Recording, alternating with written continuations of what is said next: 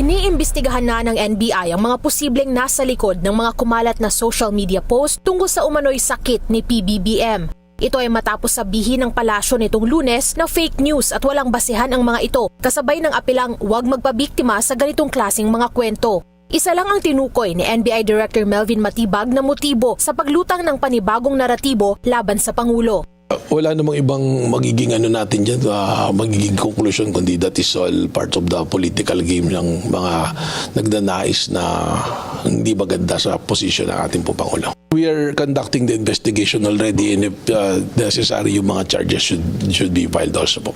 Noong Pebrero, una nang sinampahan ng reklamong cyber libel ng NBI ang dating broadcaster na si Jay Sonza at vlogger na si Jeffrey Celis o mas kilala bilang Ka-Eric dahil sa umano'y pagpapakalat ng peking medical records ni PBBM.